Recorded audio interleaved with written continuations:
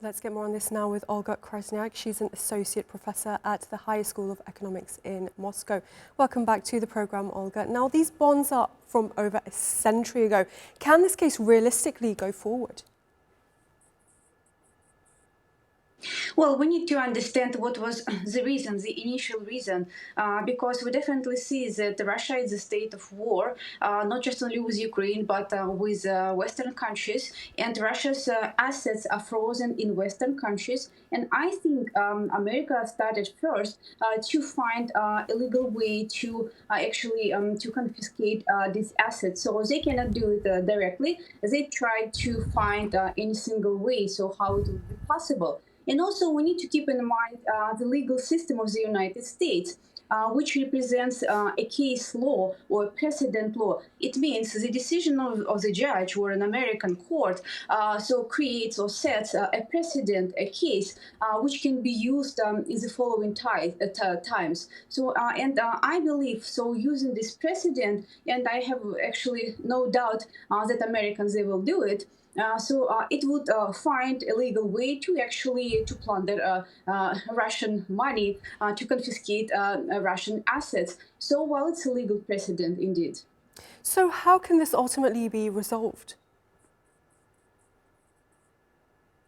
I do not see the way how it can be resolved immediately because I do not think that Russia has a leverage upon American court system, American legal system. But I believe certain acts coming from Russia targeting not the reserves, but targeting assets, American and European assets. So they will definitely be taking place. So in this case, so we cannot.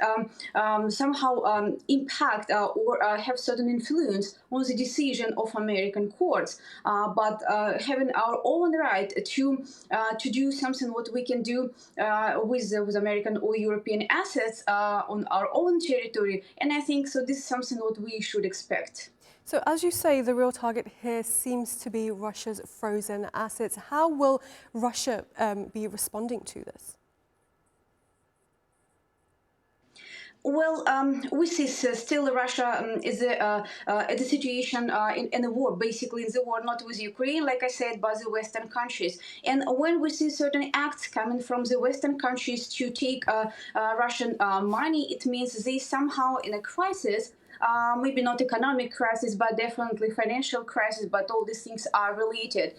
So Russia indeed has certain not just even elements, but certain acts how to take the assets of European and American companies. So, well, not all of them close their business in Russia. So, but what's important to note here, so that would be shattering of global financial system and American position and European position as countries which are based on capitalist economy, which has this private property or the property of different countries as a most valuable thing. So the preserving of this property, and they basically shattering. So they basically dismissing. So this main foundational principle of market economy, capitalist economy, and I think that would be the beginning of the end of the dominance, financial and economic dominance of Western countries, because the world majority, the people in other countries, so they definitely wouldn't trust, and I believe they already do not trust